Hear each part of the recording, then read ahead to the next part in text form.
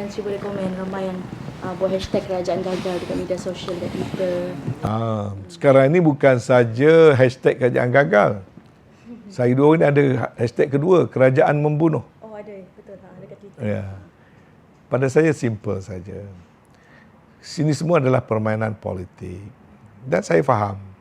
Bagi orang yang nak mengambil alih tempat kerajaan kerana nak jadi kerajaan, mereka akan buat perkara-perkara yang untuk melemahkan kerajaan. Di pihak kerajaan pula, tak payah melenting. Ya. Sebab kita tahu kita mengamalkan sistem demokrasi, orang ada hak untuk membuat pandangan masing-masing. Jadi pada saya kerajaan perlu fokus dengan kerja kerajaan. Jangan distracted dengan perkara-perkara itu. Lebih-lebih lagi kita orang politik ni semuanya kawan-kawan kita. Belah sana pun kawan, belah sini pun kawan. Orang kata terkilas ikan di air, kita dah tahu dah jantan betina dia. Jadi konsep kerajaan gagal ni saya tahu dicipta bagi tujuan politik oleh orang-orang tertentu setelah dia memuncak setelah UMNO mengambil pendirian untuk bertindak sebagai pembangkang. Walaupun sebelah kaki berada dalam kerajaan.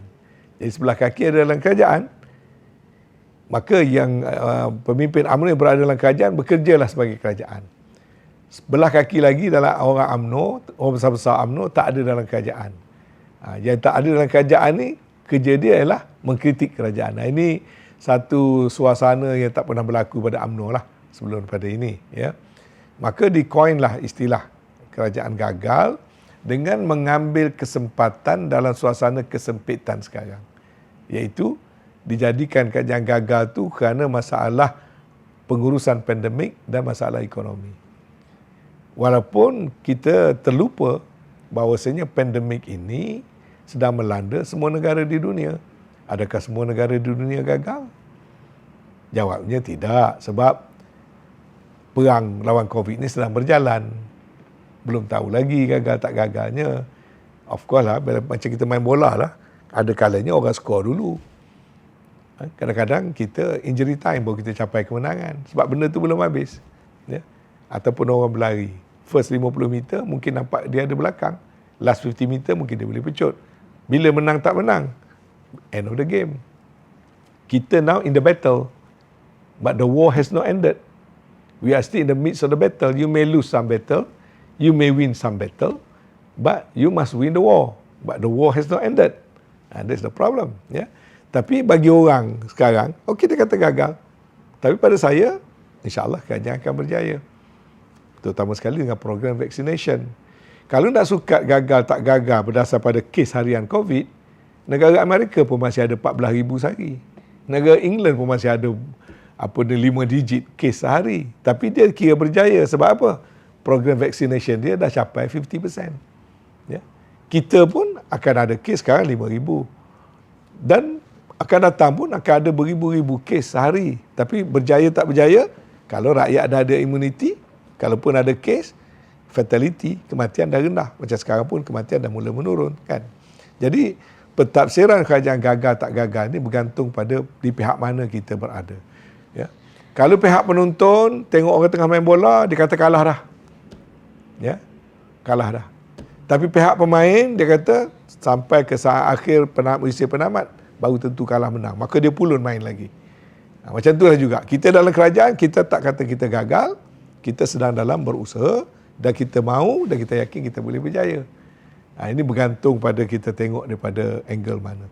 Tetapi secara keseluruhan kita boleh bersyukur dalam pengurusan COVID ini dan juga hatta pengurusan ekonomi, kita masih berada dalam situasi yang kita masih vibrant, kita masih menjalankan kehidupan kita.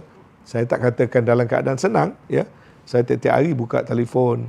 Hari ni ada kawan mintalah dia merayu supaya bukalah sektor pelombongan. Dia kata barang-barang dia yang dah ada tak jual, nak jual tak boleh, gaji nak kena bayar. Tiap-tiap hari kawan-kawan dalam sektor perniagaan. Dua hari lepas ada kawan saya buka gym dalam sektor sukan. Tolonglah, dia kata gym ni tak ada kluster jangkitan. Kenapa kilang boleh buka, kenapa gym tak boleh buka. Ada kawan yang buka restoran, dia kata kenapa bagi 8 pagi sampai 8 malam. bagilah sampai pukul 10, 12 malam. Jadi tiap-tiap hari kita terima benda gitu, kita faham. Kita faham. Dan benda itu bukan kita dengar telinga kiri masuk telinga kanan. Gitu saja. Kita bawa dalam mesyuarat MKN. Bincang. Kemudian dapatlah satu cara yang setelah ambil kira pandangan berbagai-bagai, kita buat satu keputusan. Keputusan kita mungkin betul, mungkin tidak dan sebagainya. It doesn't matter. But we have to make a decision. Ya. Jadi, tapi secara keseluruhan saya tengok, kita ambil contoh indeks kematian. Negara kita 0.46%.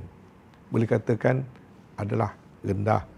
Ada semalam kawan baik saya message, dia kata ambil ratio case per population, per 100 population, negara Malaysia antara tertinggi kena jangkitan COVID. Kemudian dibanding negara Myanmar, negara-negara yang kurang maju pada kita, dia kata angka rendah. Saya jawab memanglah. Negara yang majulah kena hadapi banyak. Sebab negara maju pergerakan manusia banyak. Kenapa Kuala Lumpur dengan Selangor lebih banyak berbanding dengan negeri-negeri lain seperti Perlis misalnya? Kerana Selangor di Kuala Lumpur tu banyak aktiviti manusia. COVID ni kalau banyak aktiviti, banyak pergerakan orang, maka banyak penularan. Sebab tu dia lebih banyak di Amerika. Amerika 32 juta jangkitan. 32 juta. Mati 600,000. Di England, UK, 4 juta. Mati 100,000 lebih. Itu negara maju. Kenapa dia kes dia lebih banyak banding dengan Myanmar, banding dengan Thailand, banding dengan mungkin Vietnam? Sebab negara majulah lebih terdedah kepada COVID sebab pergerakan manusia yang menular. Jadi begitu juga Malaysia. Malaysia ataupun dalam konteks Malaysia, why Kuala Lumpur dengan Selangor? Sebab di sinilah pergerakan manusia paling banyak, maka kesnya tinggi. Bukan kata Selangor gagal, bukan kata Kuala Lumpur gagal. Selagi tidak ada vaccination, maka negara yang maju, yang banyak pergerakan, banyak aktiviti, banyak industri, banyak employment, maka banyak jangkitan. Tapi orang yang tak faham, dia kata angka banyak ni lah tanda gagal. Ini masalah dia. Jadi sementara yang nak berpolemik, terus berpolemik, yang pentingnya kerajaan kena fokus. Pada saya itulah. Dan ultimately gagal tak gagal ini, kita tengok sehingga akhir pelan pemulihan nasional yang sedang berjalan sekarang. Dan kena faham, pelan pemulihan nasional itu ada 3 fasad. Satu, fasad mengawal penyakit. Fasad kedua, fasad vaccination. Memberi suntikan kepada penyakit. Fasad ketiga, masalah ekonomi yang datang kerana wabak penyakit. Fasad keempat, politik. So dia ada fasad-fasad yang berbeza. Kalau berlaku pemulihan daripada kes yang semakin kecil, vaccination semakin meningkat, ekonomi semakin pulih, akhirnya politik makin stabil. Barulah kita boleh kata Malaysia kembali kepada normal.